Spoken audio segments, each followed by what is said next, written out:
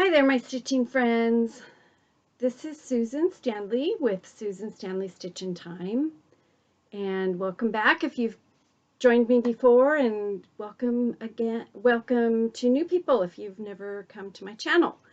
I'm super glad to have all of you here to share all the things that make me interested, which happens to be mostly textiles and stitching and all kinds of fiber from the 1800s. That just seems to be my happy spot. So thank you so much for coming today. Am I recording? Yes, looks like it's working.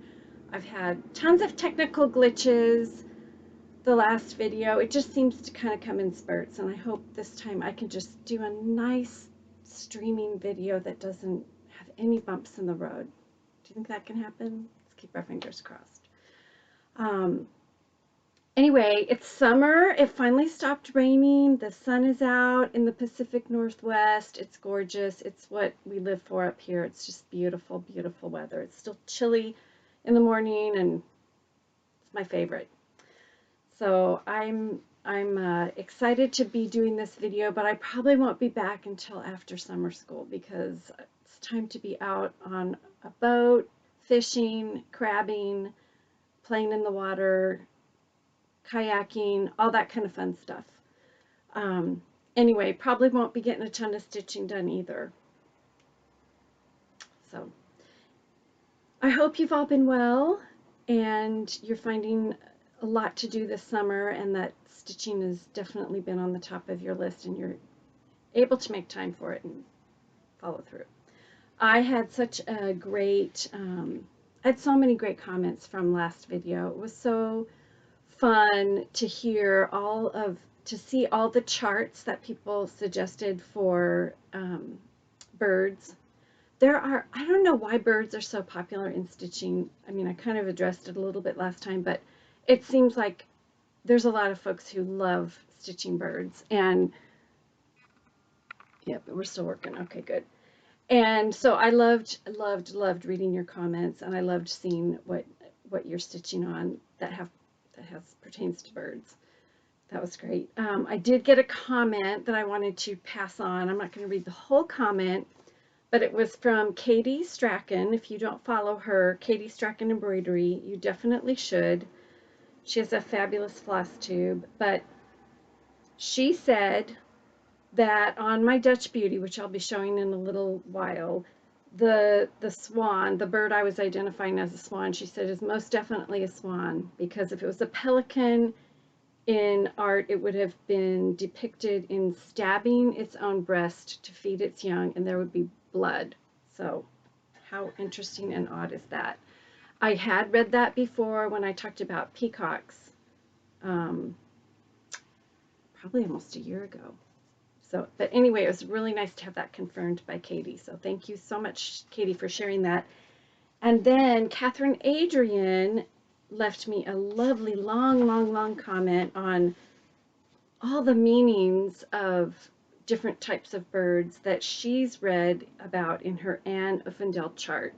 And that would have been researched by Nicola Parkman of Hands Across the Sea Samplers. So if you have access to that chart or have that chart, boy, was I ever intrigued by all the things. I'm not going to read it because that would be like a spoiler. You know, I would be giving away anything that you might want to find out when you are stitching Anne Uffendale. So there's definitely been a lot of people interested in and checking out birds. I did get another lovely comment from a new subscriber named Sandy, not also, but named Sandy. And she said that she lives in Lowell, Massachusetts. Lowell, Massachusetts is kind of the heartbeat of early textile mills in America. So I was super excited to hear about that, and that she provided a link below to the Massachusetts History Organization and their events, and specifically the one called Only Clothes on Her Back and Hidden History, Power 19th Century. And that tied into me talking about the Mary Queen of Scots book, Embroidering Her Truth. So I will put that link below if you want to check out that museum and see what they have going on. It sounds like it would be great fodder for thought, and fun to attend a lecture or just see their displays. And then several videos I've always been sharing books throughout my videos, but I kind of got this idea of making a book list, and then I've had ideas of, it would be so great to have a book club. Well, lo and behold, someone has already invented that wheel, and that would be the Sampler Guild of the Rockies. They, as part of being a guild member, allows you to participate in their book club.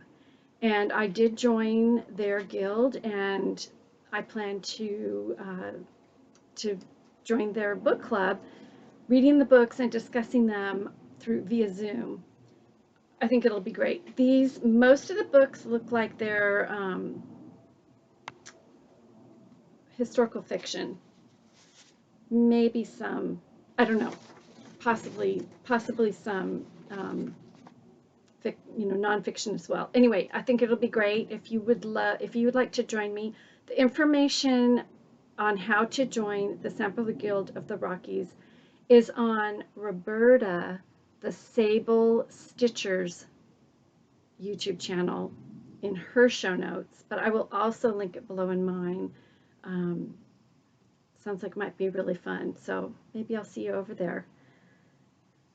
I've entitled this video Never Say Never, because everything about me right now is things that I said never I would do, and I am now doing. So, of course, doing these videos, period, is something I was like, oh, I would never do YouTube videos. Are you kidding? Yeah, here I am.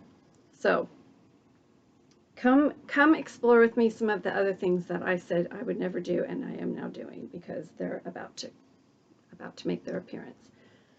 So I'll show you some of the whips I've been working on. I'm not real consistent with what I've been stitching. I've been a little bit all over the map.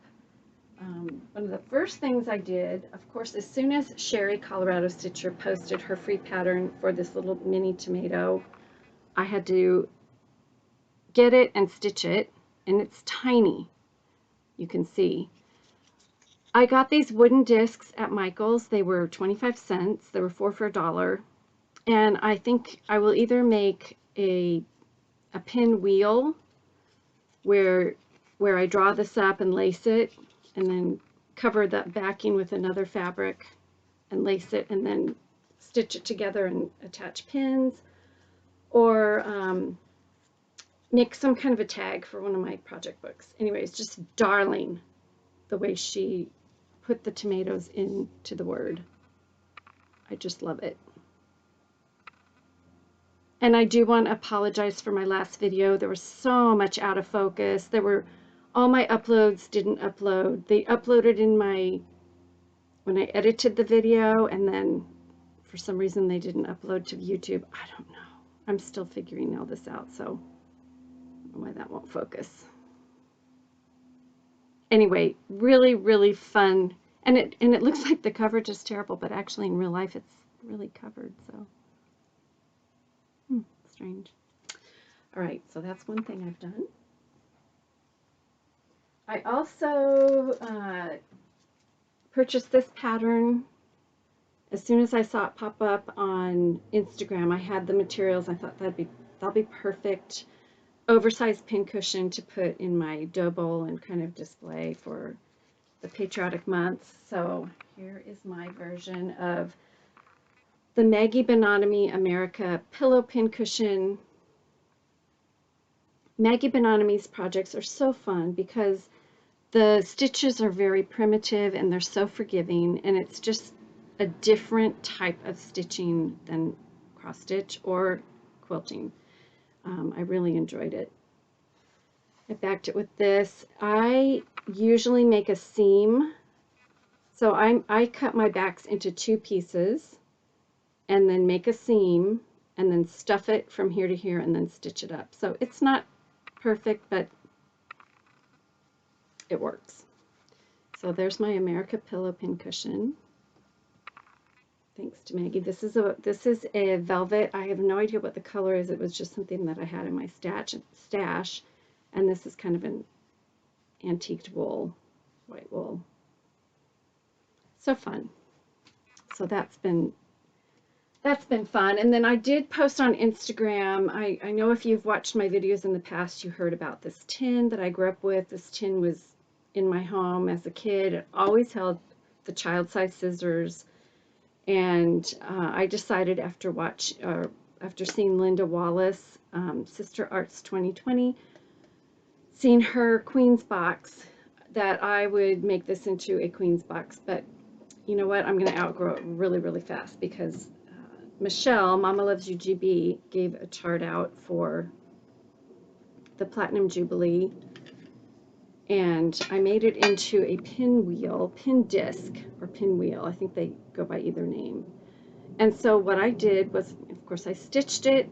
Then I cut my cardboard, or I guess it was chipboard or cardboard, into the size wheel that I wanted. Probably could have gone a little smaller, but that's okay. I stitched around a basting stitch and pulled it up like a yo-yo, if you know how to make yo-yos. And then I laced it, and then I did the same thing to the back, and I had this cute fabric that has different landmarks in London. So I picked Windsor Castle, and I did the same thing with that. I did put a piece of batting in between the chipboard and the fabric, and the chipboard and the stitching, and then I did a herringbone stitch. I don't know if you can see that, to hold it together. And then I stuck in some pins. So it's my first piece in my Queen's box that I've already outgrown because I made it so big, but it'll go in here, and then I'll probably do Michelle's next chart, marching orders, and make some kind of a scissor holder and put a pair of scissors in here. And then maybe I'll make a pin cushion. I don't know. We'll just see as things keep going. But wanted to follow up with that. I had a lot of people comment on this tin. A lot of, in fact, one lady commented she actually watched the event that is portrayed on the back, which is the St. Lawrence Seaway. And I think the Queen commemorated that event. The opening of the St. Lawrence Seaway. So she actually was there as a child up on the bluffs watching. So pretty neat. It's fun to connect with people just over something like an old tin that was banging around in a drawer for me growing up, and it's crazy. Anyway, all right, so another thing I worked on and actually finished, well, I got it to the point that I'm ready to take it with me when I go to summer school, is Sampler Maker. Adorable chart by Ellen Chester with my needle, and I see that she's just come out with, I think, 5 more new charts that are on her website with my needle. And I do plan to wrap it on a spool. I'm sorry for the glare. Called Sampler Maker. I stitched it, and I stitched it with the called for 30. I don't know if this is the right linen though. Yeah, it could be, maybe not. I stitched it and adapted the girl to look like me, of course. She suggests doing that. And I left space, you know, there's the space around it. I did not do the eyelets yet or finish it with the, I believe it's the nun stitch all the way around. But this is going to be my scrapbook or my autograph book at summer school this summer when I go at the attic. And I'm hoping to get as many people as possible to just stitch their initials in it as a memory definitely the people at my table and around me and anyone else I get to talk to. So I'm really excited about that. This was so fun to stitch, and I really enjoyed having something relatively small and to complete, that I was able to complete. I have so many long-term big projects. It was great, great fun to have this. So this is stitched on 36 count platinum with the called for floss. I did change her dress a little bit and made it a tiny bit darker, and I made, of course, the hair blonde, and it kind of blends in, but just kind of how it goes. So that's something that I've been stitching. And then I have the whips that I've touched over the last few weeks since I talked to you last. And probably the biggest one, the most important one that I've worked on, or the one that I'm really focusing on and wanting to make significant progress on each month, is Dutch Beauty. There are lots of people stitching this, and lots of people who have stitched it.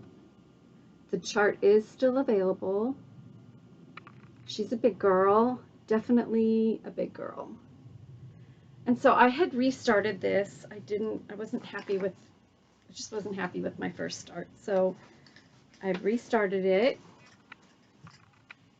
and I decided to start in a different section, and I wanted to rework the floss a little bit because I wanted to have I just wanted some variegation in the swan. And so let's see if I can, whoop. So that is not really showing up on the film like I'd like it to, but it's really washing out. But I stitched the swan so that it looked a little bit more realistic, and that it wasn't just one color for the entire swan and the cygnets, the babies. And in real life, I really like it. Let's see if I put something behind it, if that helps a little bit.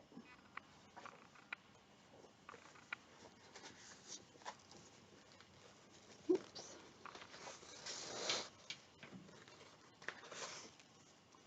I tell you what, you think you get used to this, and it's so strange.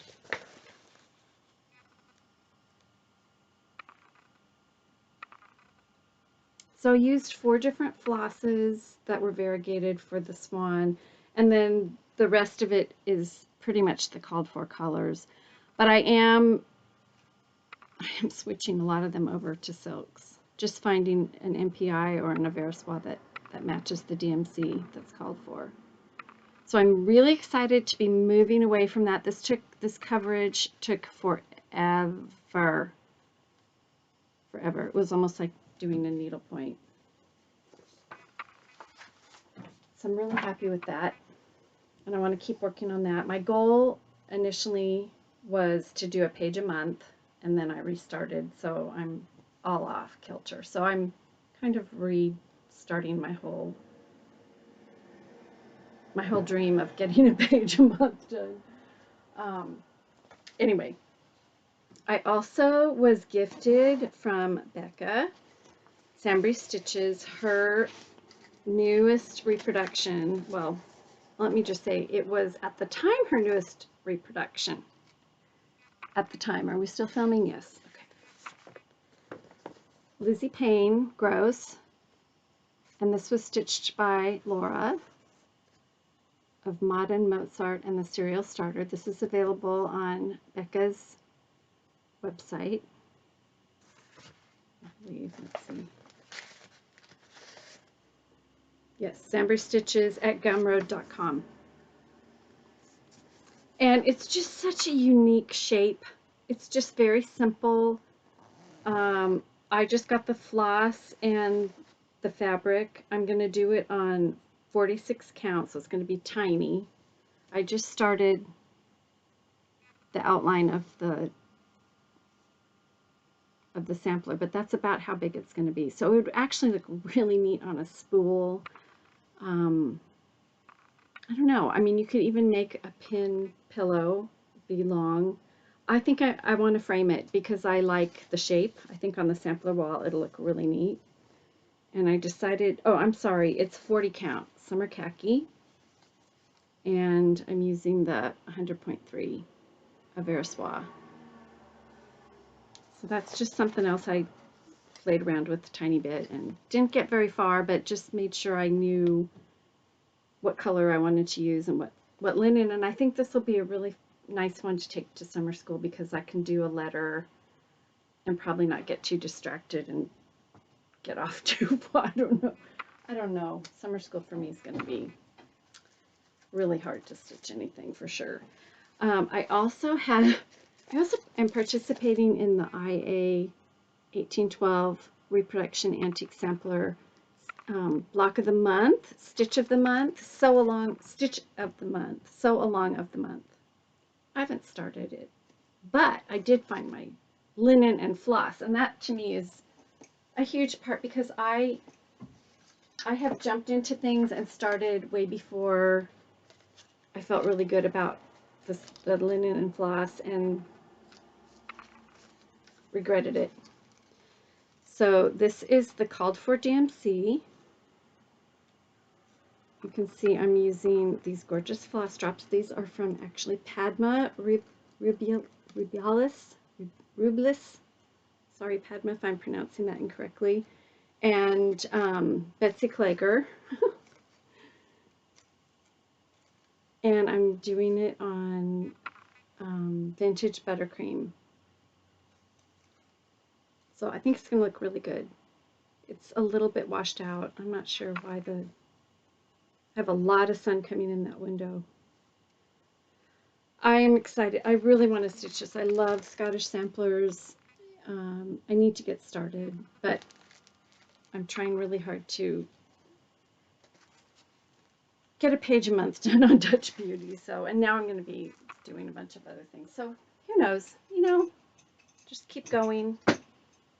Eventually they'll be done. All right, another long-term project, another stitch is of course the Old Scott. And if you've watched me before, you know I'm stitching this in honor of my father, who has passed since I started it. And so it's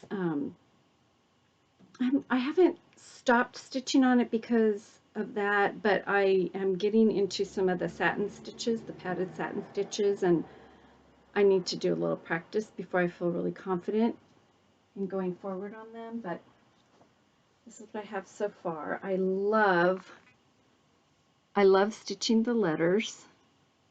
They're really fun. And those curly cues, they're no joke. And I think I made a mistake on one of them and I just left it. I'm trying to adopt Jean at the attic, her motto of just always moving forward. Unless it looks really bad, I'm trying to yeah, it's really washing out. Sorry about that. The colors are just not true at all. These are really rich reds and pinks and greens.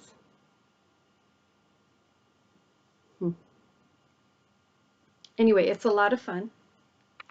It's so fun too when I see other Scottish samplers with some of these same motifs. I think that's pretty neat.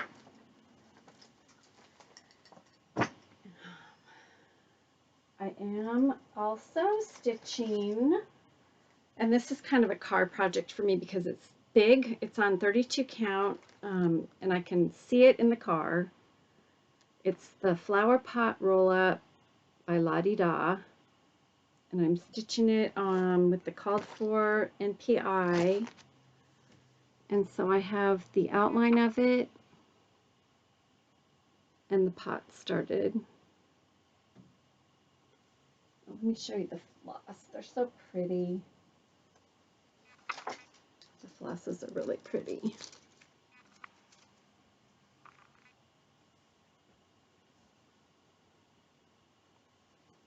And this will be kind of my stay-at-home needle roll, I think. I love the idea of having a travel sewing set and an at-home sewing set, and so this will definitely be my at-home sewing set.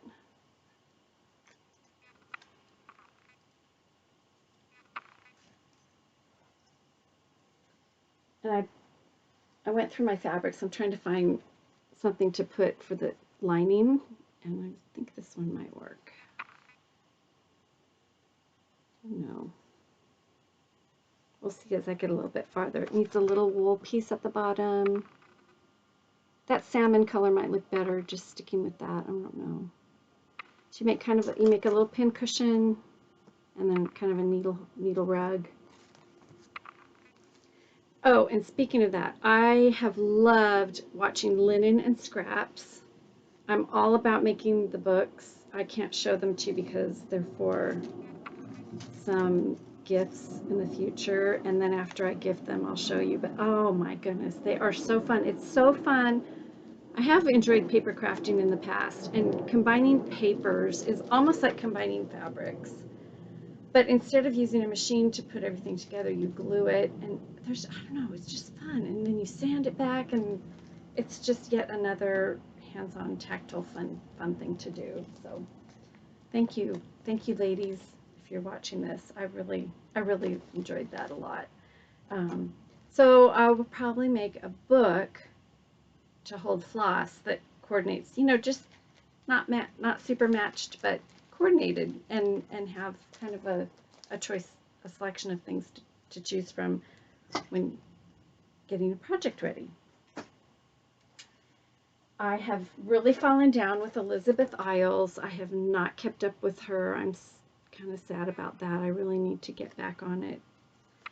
But this is what I have so far, and I'm very pleased with my colors. I'm pleased with the linen. I'm pleased with the coverage and the floss. It's all going well, but it just has not had the love it deserves, for sure.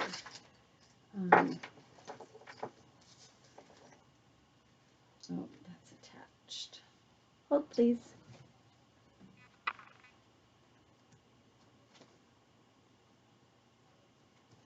Okay.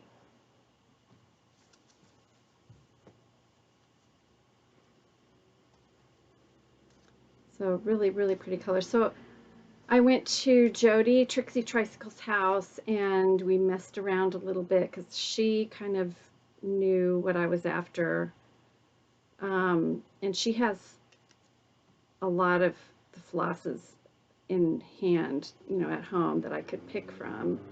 And then I've spoken with, I mean, this is really a group effort, this color conversion, because I did mention in an older video that it's so different working with linen and floss and converting colors, and I'm probably a foolish person to even be doing that at this stage in my life of stitching, but I've done it so much with quilting that it's just so hard not to do it with stitching when there's a color that just isn't quite right in your own mind's eye.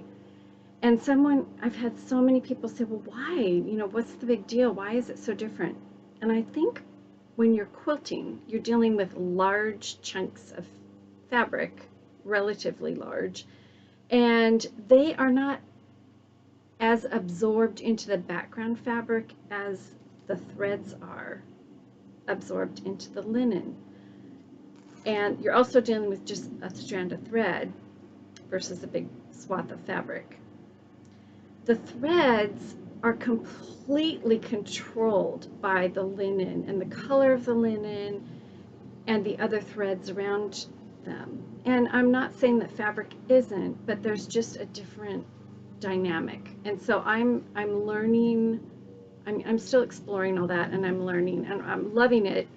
I have some successes and some failures, but I'm very happy with this. I would call this a success. I wanted it to be colorized more like the antique, and just because I don't know what makes me decide I want to do things, but anyway, that's what that's all about. So as I learn more, as I explore and go through this adventure of stitching and playing around with threads, I'll definitely share with you what my observations are. But that's what I've observed so far in why possibly there's such a difference between changing colors in quilting and changing colors with threads.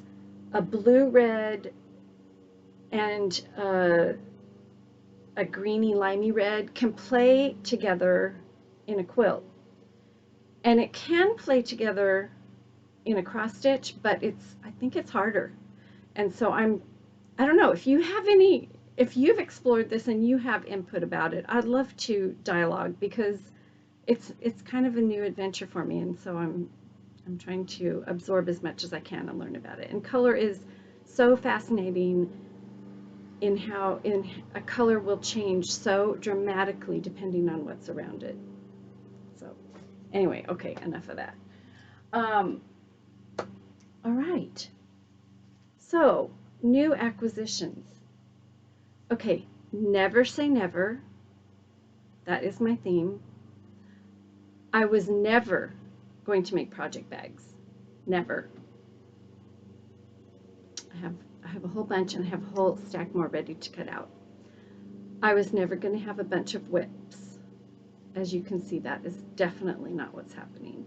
I was never going to make bling and fancy things to put on my scissors and my project bags. Oh yeah, no, that's not true either, because I'm doing all that too.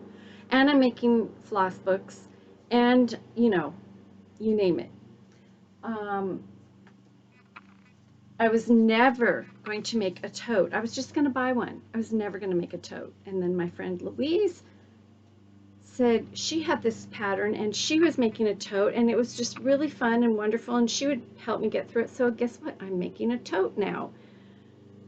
I will show you hopefully next time. I have it cut out and ready to stitch. I'm waiting on some thread. Oh yeah, I'm making a big, huge tote. This is called the Poppins bag. You can probably fit 12 project bags in it. It's huge. You might even be able to ship yourself on an airplane in it. I don't know. It's just huge, but super, super cool. So yeah, I'm making that.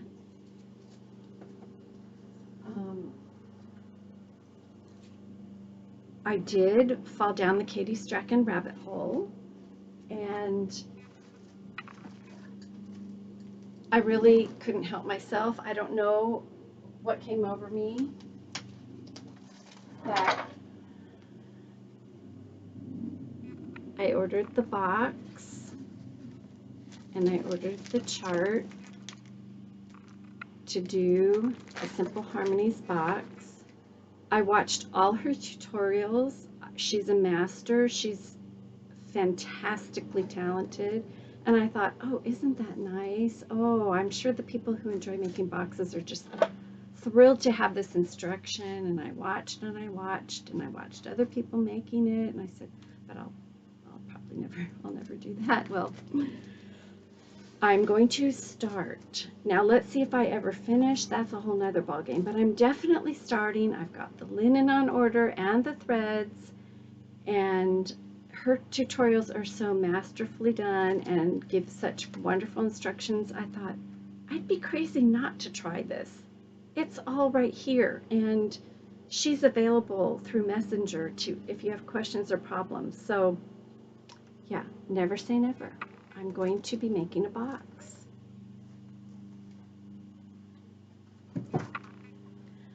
I also got this cute little freebie that you might enjoy. Little Red Sampler by Chloe Wood, Girl with Gavel Stitches. Darling.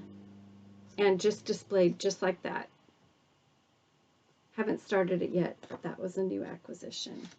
I did know that I would buy more of these in the future, and I probably will buy more more little marking samplers. So this was not a never say never. I downloaded Anne McFarlane, 1827. I've been watching it since she first posted it. I was drawn in by the blue and white. I know it's a big one, and I don't know when I'll start it. I'm not sure, but I just thought it's too gorgeous not to have. A new curiosity, a new thing that I'm just like gathering information on and reading books on is samplers from the different states in America, and what made them unique. Why were they uniquely individual, and what was going on? And I know there are books, and I'm reading some of them. Betty Ring has a lot of information on that, and I'm just curious. So, because of course, I have all the documentation quilt books from different states, and I want to compare. And a lot of those have information on samplers in the back. But I'm just so fascinated by just these subtle differences across a few miles and why. So I just think this is gorgeous. And I think Linda Wallace is stitching it. I'm sure other people have. I just think it's beautiful. All right, so there's that. I had to download the Sarah Plummer sampler. I don't think the picture does it justice. When you see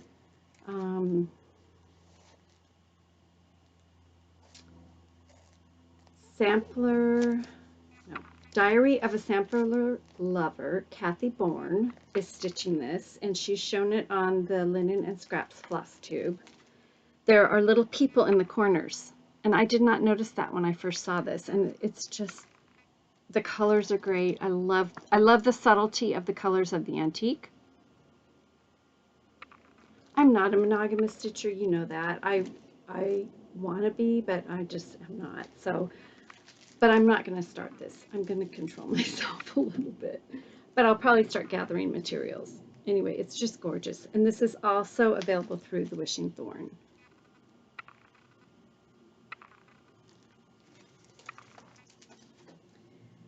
And of course, because of my name, I had to race over to Mama Loves UGB's website and grab Susanna Eccles, because I am stitching all things Susan. And one of these videos I will show you, because I have a very unique middle name, and it does pop up in samplers. And so I'm collecting all the samplers with my first name and middle name. If I ever found my last name, either my married name or maiden name, I would definitely stitch that too, but I haven't found that so far. Anyway, this is available from Mama Loves UGB, and I'm in the process of kitting it up, so that's pretty good. I pulled out R&R Reproductions Winter Brew because I want to darken it just a tiny bit, of course. So this is 40 count. A very poor color representation, but there's this deep coral in the chart, and I think it would show up really nicely on this. The goldy brown might get lost, so I'm playing with that. But yes, I had to jump on that bandwagon to at least get the kit put together, because then it's not even a whip yet. It's just supplies added into my collection. I had Lisa Prims on Greenway reach out to me. She had shown a fabulous book and a project she'd done on her last floss tube, and I loved it. And she thought of me, and when she saw that this book pop up on Amazon called Sonoran Borders. Now, I lived in Arizona in the Sonoran Desert, so this has double meaning to me. It's a great book. It's by Vicki Jeanette of Needlework Press. It has paper stitching, cross stitching on paper. It has samplers. It talks a lot about the Sonoran Desert and areas where I spent a lot of years of my life. Anyway, so that was really fun, and I'm really looking forward to pulling a few things out of here. They're small projects. It's available on this. I think this was on sale on Amazon and also on the secondary market, but just super fun. If you're interested in picking up another fun thing. And then I received some of the most amazing Stitchy kindness this month. It's just blows me away, the generosity of kind of strangers but friends. I think when I meet people that I've communicated with through FlossTube or Instagram or any stitching activity, I just feel an instant kindred bond, because we share so much love for so many of the same things. And I think that I've said before, this this community is just super, super special, and it's just confirmed to me over and over again. One of the things I received, and she said I could share all about it, was from a viewer named Mary, and she grew up with some gorgeous pictures in her home that belonged to her mother, and also before that her grandmother.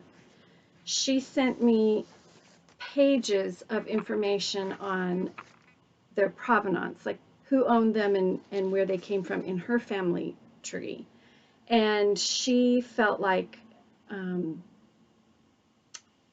it was time to pass them on, and she asked me if I would be interested in them. And they're just a special treasure from her life, and I'm so honored to have them in my home and to be able to share them with you. So what she sent me was 4 framed pictures from a magazine from the 1800s that was published specifically for women. It was called Godey's Ladies Book, or Godey's Magazine and Ladies Book. And it was published in Philadelphia from 1830 to 1878. So that's kind of the time frame of a lot of the quilts that I reproduce, and it's also the time frame of a lot of the samplers that I like to stitch. Actually, probably, the earlier part of that. So I'm just super intrigued by it, and I was familiar with Godey's Ladies Book when she reached out to me.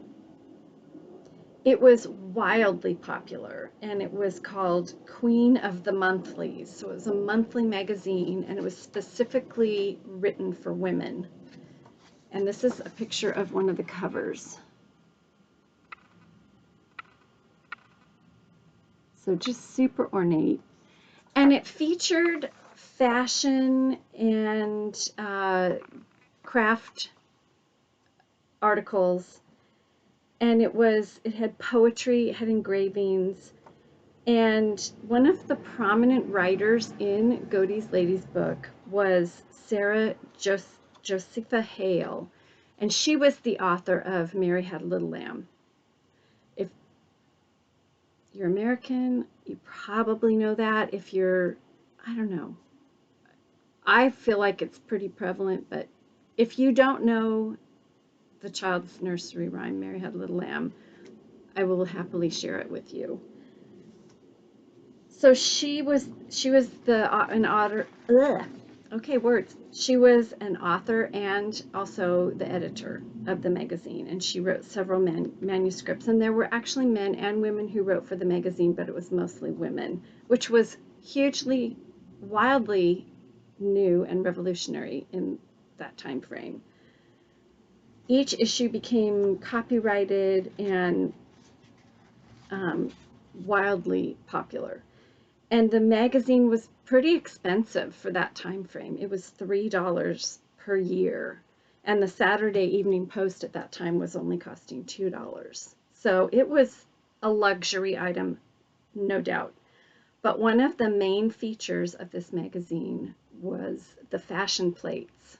And so we've all heard about someone being a fashion plate. Well, that terminology came from fashion pictures that were illustrated showing you this is how you should look. Now, we're all familiar with that now with all the magazines that are out there. People magazine. I'm sure, there's tons of influence on our lives as well of how we're supposed to dress and look. But back then, this was new. And of course, everybody wanted to look like the fashion plates and the fashion images from Paris, and now consequently from Godey's Ladies Magazine. Let's see. So anyway, the dresses that were featured are absolutely gorgeous, and of course they have textiles that I'm drawn to and love. And I am not a costumer. I've spoken with Catherine Adrian, and we'll probably do another Floss tube at some point, talking about costuming and fabric, but you can't help, if you love fabric, you can't help but love fashion from the time period of the fabric that you love. One of the featured poets in Godey's Ladies magazine was Edgar Allan Poe, so I found that really fascinating as well. So let me show you. There was music, there was sheet music in it, there were, you know, like I said, poems, short stories, crafting ideas, stitchery ideas, and of course these clothing ideas. Queen Victoria was featured, and her family was featured in there because she was seen as the model. So let me show you.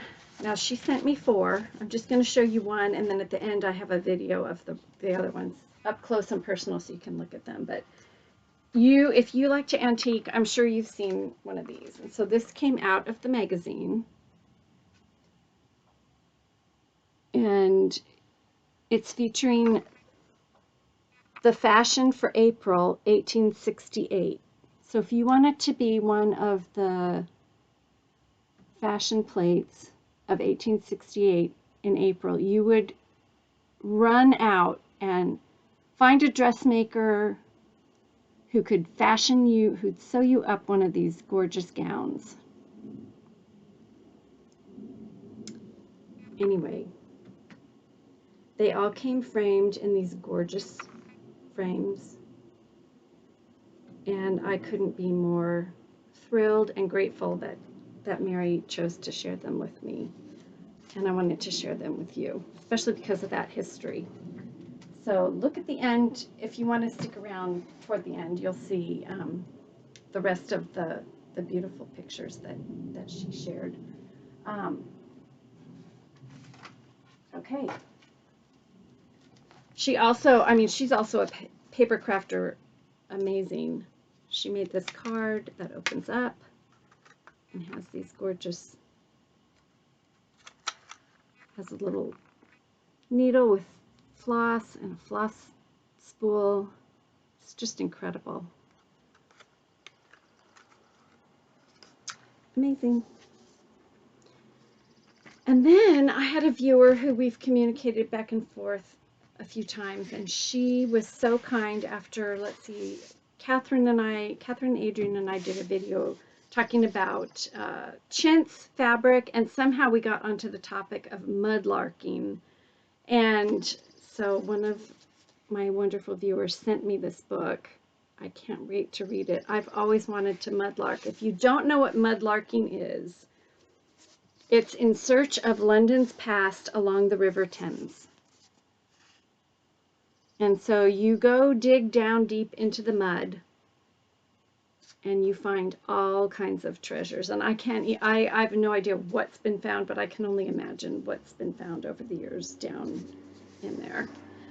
She also sent me this charming book on Grandmother Bryant's pocket. And I will do a video about ladies' pockets at some point. But you know, if you've been watching me for a while, you know that I collect children's books that relate to sewing and stitching. And so this is going to be a treasure for my future. And then she stitched me this most gorgeous piece because I recently lost my father, and she put my initials, and I am to stitch my father's initials. So things come full circle. And when I received this, I had also made the decision to stitch the Simple Harmonies box that Katie Strachan has so generously shared with us, the tutorials. And I thought that is going to be my family tree box. And I know other people who are stitching and have stitched the box are doing that as well. Mountain Craft Studio is making it a family tree type of box with family treasures and family heirloom pieces inside, and I believe she's stitching initials into the actual cover of the box as well. But I want to include stitcheries and photos and short stories, and then some kind of a family tree in mine. And so this just got the ball rolling and is awesome. I'm super excited about that. And I am not going to start that until my birthday, which is in September. It's also Sampler September, so that will be a really good time to get that going. Another lovely friend attended the Bristol Sampler weekend and thought of me, sent me this gorgeous card from Hands Across the Sea Samplers, has a chart on the back, and then this really cool project, which is another box. I do like little boxes, and I love collecting little things in little boxes, so thank you so much. It's going to be so fun, and not sure when, but it will be stitched one day. I received a huge collection of gorgeous charts from